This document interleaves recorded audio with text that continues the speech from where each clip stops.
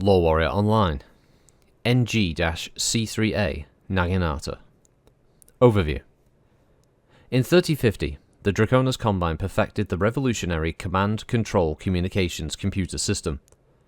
This marvel of modern technology allows unprecedented coordination of mechs and lances, increasing firing accuracy and built-in target acquisition capability, a system unmatched even by generally superior clan technology. However, expensive and time-consuming refits left this new and potent battlefield technology almost completely unused for 5 years.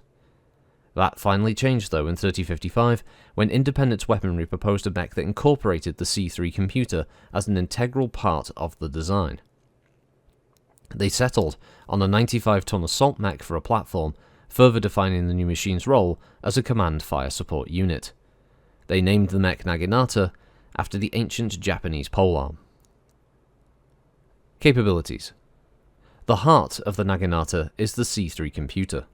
Around all of this important systems, Independence Weaponry built an appropriate arsenal. The mech's main armament consists of 3 Coventry Starfire long-range missile racks, with additional accuracy provided by an Artemis IV fire control system. The Naginata also mounts another long-range weapon, the Lord's Light II Extended Range PPC, as a reliable backup. The PPC's left arm mounting is flanked by 2 double-strength freezers to help counter its tremendous heat buildup. Deployment. The DCMS didn't underestimate the importance of distributing this unit as quickly as possible. Naginatas were first deployed with the 12th Deering Regulars, the 11th Benjamin Regulars, and the 17th Galadon Regulars, as well as some Ghost regiments. However, it wasn't the Naginata that turned the tide of DCMS sentiment toward the C3 system. Instead, a 3-part situation unfolded across several years that finally brought this system into mainstream use. First, following the appearance of a dedicated C3 Master Mech, a series of field refits became more available and popular, including slave systems on venerable designs within the Curitan forces such as the Panther, Grand Dragon, and Atlas, as well as the Master system on designs such as the Hatamoto Hi and Katana. Second, with the groundwork laid, the DCMS implemented the first large-scale use of the system in Operation Bulldog. Against Clan Smoke Jaguar, the system graphically demonstrated its devastating potential. Finally, Hohiro Kirita and the infamous Genyosha sealed the system's acceptance. With C3 equipped command lances from company level upward, the Genyosha triumphed spectacularly on Kyamba and the brutal killing fields of Shoila. By the time of the Ghost Bear Combine War, Naginatas were deployed in almost every regiment involved in that conflict. Variants.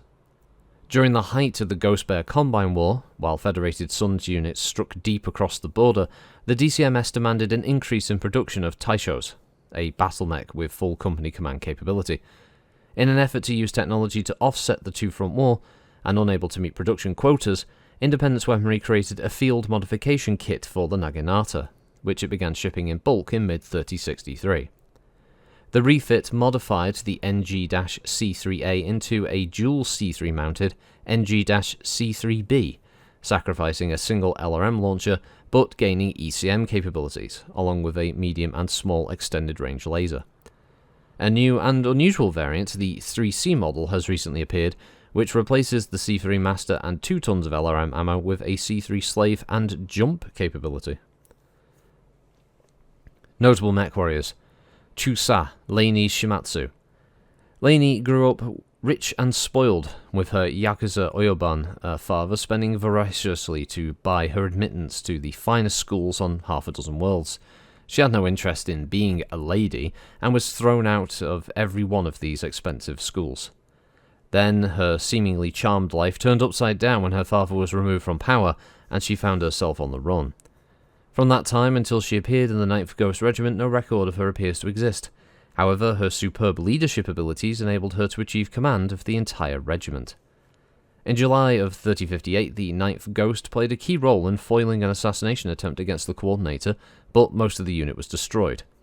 Following a purge of the Otomo, many of whom were implicated in the attempt, the remnants of the 9th filled the vacant holes, continuing the progression of Yakuza devotion to the Coordinator started decades prior.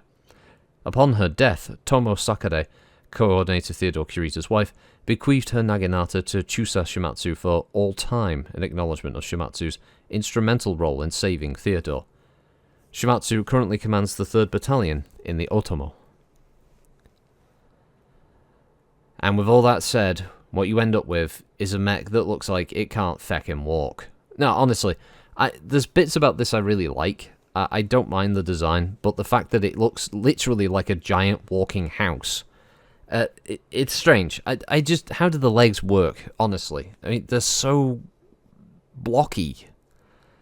I understand there's obviously some pivot there with the feet parts on the toes, let's say, but the knee joints and stuff, it just doesn't really work. I'm sure a miniature does a better job of the Naginata than, I don't know, any amount of artwork. It's cool on one hand, and then kind of weird looking on the other. Plus, it also shares that weird body system with an earlier mech. What was it again? The War Dog? With this, like, you know, this, like, jump jet looking section underneath the center torso. But it doesn't actually, it's not a jump equipped mech. I mean, I guess it's a massive heat sink. It just like funnels all the hot air out the bottom. I don't know. That said though, it's a 95 tonner based on the Alshane Class 101A chassis with a Pitman 285 power plant, giving it a cruise of 32, max speed of 54. Armor is provided by Duralex Heavy Special with case, as 3 Coventry Starfire LRM-15s and a single Lord's Light 2 extended range PPC, manufactured by Independence Weaponry on Quentin. Its communication system is a Garrett T19G with C3 computer, and its targeting and tracking is provided by Cat's Eyes 5 with Artemis 4 fire control. All of this translates into a 3 and 5 movement system for the mech with 30 heat dissipation, very respectable. It has an armor value of 35 on the CT, 14 on the rear, 26 on the side torsos with only 8 on the rear of those, right and left arm with 25, and right and left leg with 32. So the one thing I really like this for is that it's one of those role-filling mechs. It has a clearly defined purpose on the field, and it can do it very well. Triple LRM-15s is really powerful. It's got more than enough heat dissipation to allow it to move and fire every turn, and it has a pretty generous amount of ammunition. Overall, 32 rounds of firing on the right torso alone, and another 16 on the left torso. Pretty respectable amount of time on the field. It also has its single large, ERPPC, meaning it can do a big chunk of damage in a single shot, and even if it was just firing that and moving, it can more than make up for the heat generated by that weapon alone. It's pretty solid overall, and yeah, it fits the role of being a command mech. I like it. It's not meant to get close up into the fight, it's meant to guide other people around the field, picking targets, focusing fire, and raining death upon them, and that's cool. I really like that. So it's nice to see mechs that are, you know, actually built for specific roles on the field, rather than being, you know, these kind of like dog's bodies, or they're just used sort of like, oh, this one's a sniper because, you know, it's only Gauss weapons, or that kind of thing. It's nice to see a command mech and actually having a command mech sort of loadout. It's the kind of loadout that would make players of things like MWO vomit because an assault mech with LRMs, blah. But you know, I like the idea of an assault mech that is actually meant to stay back. I'm not saying every assault mech needs to stay back. I mean, they don't all want to keep their paint jobs nice and clean, but the Naginata is built for a specific role, and it does it well. So, that's cool. But I'll leave you with that one, and its weird artwork.